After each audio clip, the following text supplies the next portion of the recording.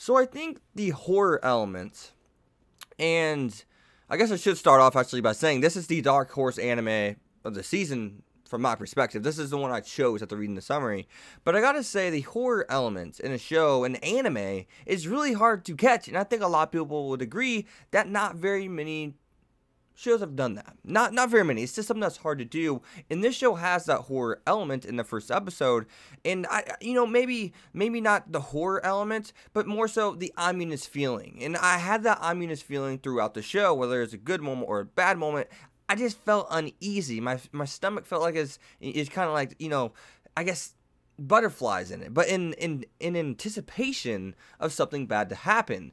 And with that, I welcome you King's Game. So King's Game is a game to where usually someone is picked as the king every round, every turn, but it looks like there's someone in this show that is the king permanently. He was before, and he still is, as our main character, Nabuaki, I had to look down and actually get his name correct. Nabuaki has dealt with him before, and he doesn't even know who it is. So this game is do what you're told, do what the king tells you through a text, which I think that adds such an ominous feeling to it. I love that because you never know when the text is going to come, and the character reads it out to himself, so you get to truly, see that reaction of the character. And I love the mental state of our main male character because he's someone who's been through this game, and of course no one around him is going to believe him. They're going to think he's crazy like they did, and he has this mental state. And it reminded me of, like, I'm just thinking of like Subaru and his mental state whenever he's just kind of like he's slowly starting to lose his mind. And that's what this character showcased a little bit. And I like that because our other main female character,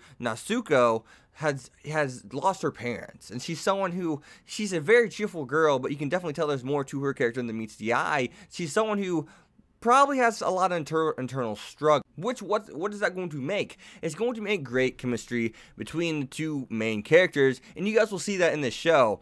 But King's Game, you really got me hooked on that ED too, by the way. Can I just say that? Can I just come out and say that? And I will say this too. You guys need to watch this show. First and foremost, go watch it. Don't ask questions too much. Go watch it. Check it out. If you guys know what King's Game is, you're going to understand it.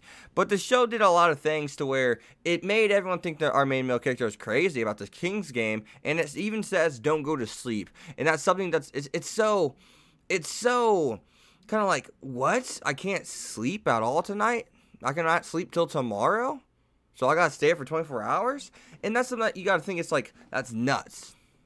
What if they do that 2 times in a row? What if they do that 3 times in a row? No one's going to be able to do that. I mean, they may die just from not being able to survive it. So it's sometimes it may be a suicide-esque order. If the king tells you to go hook up with someone, you have to hook up with that said person in your class. And no one wants to listen to what's going on right now. So we have 10 deaths right off the rip of this show. Right at the very end. 10 out of the 32 students are dead. Only 22 remain. And that's what I think this show really made its impact on the first episode and made its statement on the first episode. I really enjoyed that. And, I haven't had a show quite like this. And I'm wondering how, is this review coming off as a review to you guys or a recap? And I'm wondering if it is. I feel the review-esque in it, but I feel I'm recapping the show because I don't truly know how to talk about a show like this, and that's going to be interesting. I'm going to like that because I'm going to be able to, dissect something that I haven't been able to dissect before, a new type of literature, because I've never seen anything quite like this. And a matter of fact, I have like this weird excitement buildup. It's excitement that's it's something new, something fresh. I feel like I'm having a new start with anime, from this first episode. So I'm really hoping this show turns into something great. Now, I want to hop into the female character and our main male character, Nabuaki, and I gotta remember her name here, Natsuko. Nabuaki and Natsuko is the main female. So the whole scene where they had to kiss. And we see that our main character is really struggling with that because he did have a person he loved and it looked like he was made to hook up with her due to the King's Game. And they loved each other anyway, so it was all right. But she actually did not make it through the King's Game. And I think that's who that girl was in the very beginning, right? So I'm really, kind of like immersed in these two characters, and I'm saying that because I think Natsuko is someone, she's a cheerful girl. She seems like a Mako from Welcome to the Ballroom. I'm using that right now because everyone knows that, or maybe an Asuya from High School DxD, just trying to cute, outgoing, lively characters, I guess. But she seems like there's a darkness to her. There's a there's a corresponding, kind of feeling you get between the two characters. You feel like they're similar. There's this way they're similar, and I think that does relate back to whether was it death by, Natsuko's parents, or suicide, as some people think it to be. So I just want to see these two characters elevate each other. I want to see that chemistry. I want to see more characters, with backs to the rope. I don't want to see a character just drop like a fly every episode. I want to see that struggle to stay alive, that refusal to do something and rather die. And I think that's what this show is going to be really good at, if it can nail that. So we had 10 people die today, 22 people are left. So there's a lot more to come from the show. A lot, 22 21 deaths, whatever it may be, depending on who lives. Maybe our two main characters live or not live. That's going to be interesting. That's going to be interesting. And, who's to say? What if you always do listen to the king? Does that mean you have to live like this the rest of your life since you were selected? I don't know. And why is the king following our main character? There's some questions I have. I would definitely go watch this show, guys. I think it's the real deal. Studio 7, I've seen some of your work, but your work didn't quite start off like this. I went in my what I'll be watching for fall anime. I looked at your work.